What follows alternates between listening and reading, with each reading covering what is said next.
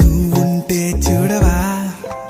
మంచు వాన నన్ను ముంచనంట వాన విల్లు మీద ఇల్లు కట్టినెవ్వరంట